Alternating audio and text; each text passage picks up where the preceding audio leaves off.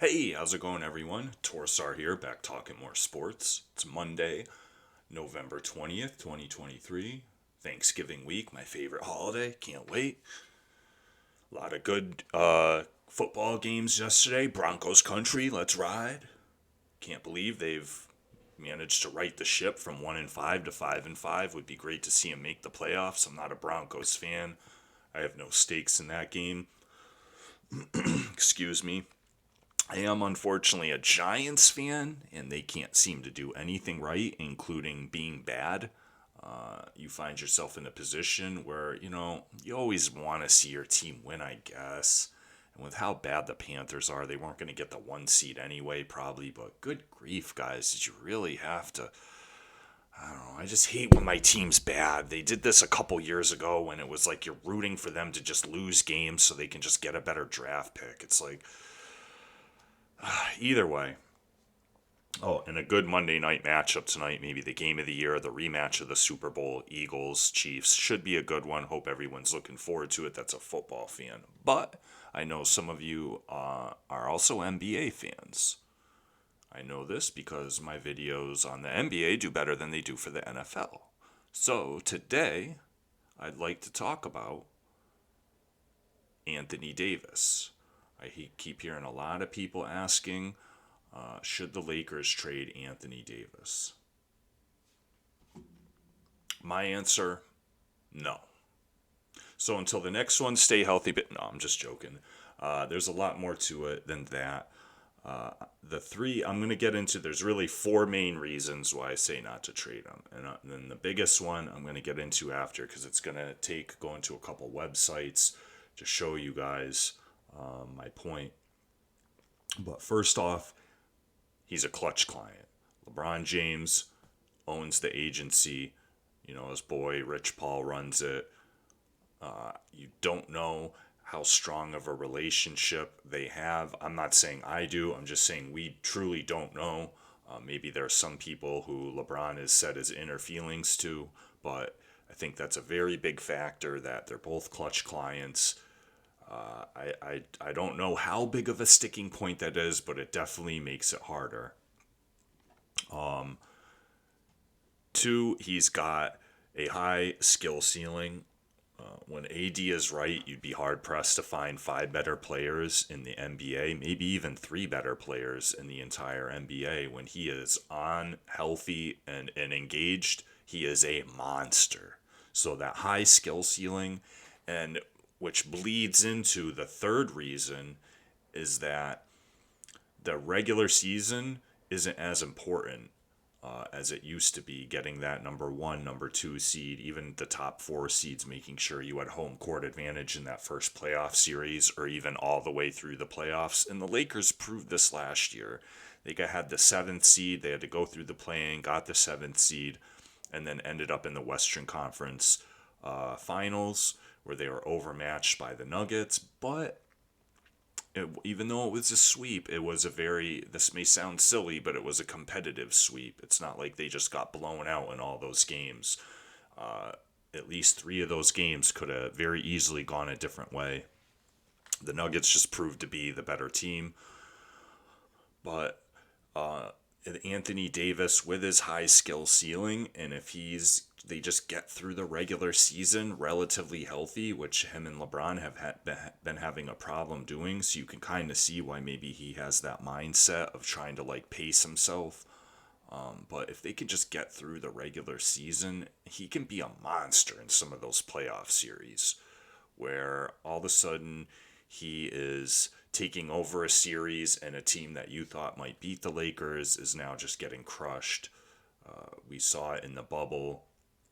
As much as you want to say it does or doesn't count, I'm not going to get into that right now. My opinions on that are well known. I'm pretty sure I've made a video on it. If not, I can always make another one because I don't know. Did you watch the games? Okay, it counted. Were they on TV? Did they play them? Okay, then it counted. It's just ridiculous to say the bubble didn't count. But either way, we've seen it in action before. So I don't think it's, the regular season isn't as important. The best regular season teams I've ever seen in my life what was it, the 2000 Mariners, they didn't win the World Series. The '07 Patriots, they didn't win the Super Bowl. That 73-9 Golden State Warriors team, they didn't win the NBA championship. It's actually been a rarity where a team like the, what was it, the 96 Bulls, whichever one in that second three-peat it was, where they went 72-10 and then capped it off with a championship. That's the rarity. So the main point though is the salary. When a player is making that much money, it makes it extremely hard. These GMs get paid a lot of money for a reason, because these things are not easy. If there was a trade out there that the Lakers thought would make them better, that Rob Pelinka and maybe even you want to throw LeBron in there, thought would make them better, where they could just say, oh yeah, let's just trade AD because this team's offering, like, you know, the Celtics want to give us Jaylen Brown or something like that. It's just those trades don't happen. You usually don't get back an even superstar for the superstar. And even then, you have to question, would that even make the Lakers better? So let me show you what I'm talking about as far as the salary. So if the Lakers were below the first tax apron, it would still be difficult, because you see it's more lenient if the player is making up to 7,500,000. So he is not. He is above the 29 million. So it'd have to come within 125%, right? Well, the Lakers are not below the first tax apron. They are above it. So then it has to be 110%. It's got to be pretty close to matching salaries. So this was on, just to give the site credit, this was on Hoops Rumors. And we're going to go over to spotrack.com, and you could see the Lakers 166 million in active roster, 14 million on cap hold, for a total cap of 108 million, putting them above the cap threshold. So let's go over to Basketball Reference and show you just where Anthony Davis's salary for just this year alone, but there's going to be more to it too. So he's making 40 million this year. So I think we can pretty much any of the guys above him, besides, Fred VanVleet really got paid by Houston. Wow, I did not realize that. That's the one name where you see all these names and it all makes sense, but then you see Fred VanVleet and it's like, wow, that's crazy. But I mean, is Golden State trading Steph? No. Kevin Durant's not getting traded for 18. Jokic, Embiid, LeBron's on the team. Bradley Beal not getting traded. Lillard, Giannis, Kawhi, Paul George, Jimmy Butler. No. Klay Thompson. No. Would that even make him better? Rudy Gobert. No. That's not a better player. VanVleet, obviously not a better player. Then you get down to AD. You look at the people below him. Trae Young. No. Because you would think you would want to get a taller power forward or center type back for him. Maybe even a small forward, like a good wing player. And that's where it's like someone like Zach LaVine. Is Zach LaVine any more reliable and trustworthy than AD? In my opinion, that doesn't improve the Lakers. Some of these, Tobias Harris. Maybe that would be appealing because he's on an expiring contract, but that's not going to make the Lakers better. Ben Simmons, of course not. Siakam, an expiring contract, but that's the thing. This is the other complicating factor. Look at Anthony Davis's contract. He's got more money remaining on his contract than any player in the NBA. By a healthy chunk, too. The only one who even comes close is Devin Booker. So Anthony Davis is going to be making 43 mil next year, 60 million 2 years from now, 65 3 years from now, and $70 million 4 years from now. And if he's already known as an unreliable player, who's going to want to trade for a contract that just keeps increasing in value as the years go on.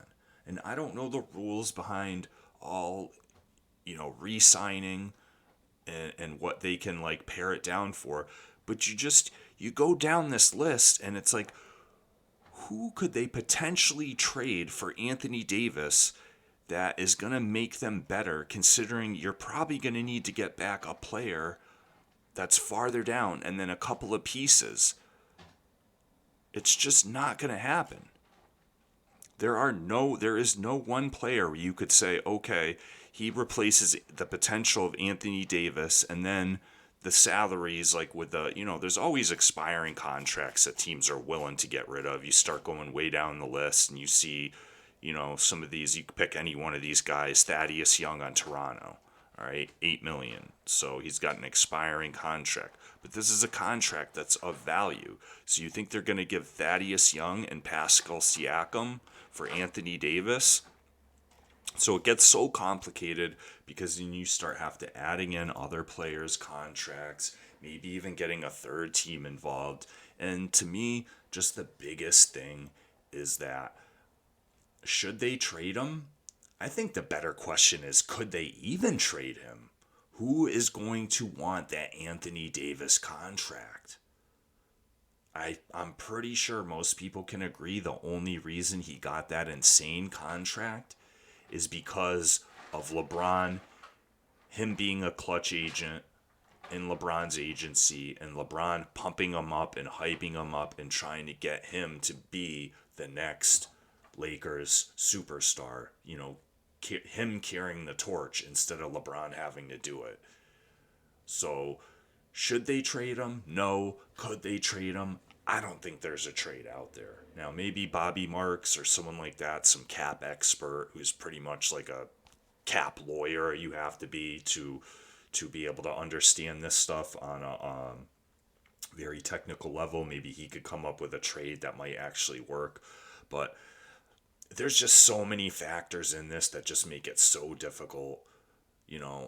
His high ceiling when he's right, him being a clutch agent, and that contract just increasing in value and being so high. The most money owed in the entire league is to Anthony Davis on that contract. So I don't think it's possible, but what do you guys think? As usual, if you got this far, you're awesome. Like, subscribe, comment. Please, I could use any help. I gotta start saying this. I keep forgetting. I gotta start saying it in the beginning of these videos. I hate to even do it. I wish you could just grow organically without even having to say it. But unfortunately, on YouTube, if you don't mention anything about subscribing, people don't subscribe. I've made video after video after video and not gotten a single subscriber. So unfortunately, that's the way it works. I'm not begging for a sub. I'm asking if you think I've earned it to consider it. And I'm asking that for all content creators who actually need the growth, because it's hard. You don't get any growth. You don't get any interaction for whatever reason unless you mention it. I don't know if people are afraid to make the first comment. I mean, it's not that big of a deal. I do it all the time. And I can promise I'm never going to, demean anyone in my comment section. If you make some dumb comment, I'm just going to ignore it. And otherwise, I love interacting. It truly, truly makes my day. And I'm sure I can speak for other, at least smaller content creators, when they get a like or a comment or anything, they get that notification. It's just like, yee! It's awesome. But anyway, thank you guys. Till the next one, stay healthy. Peace.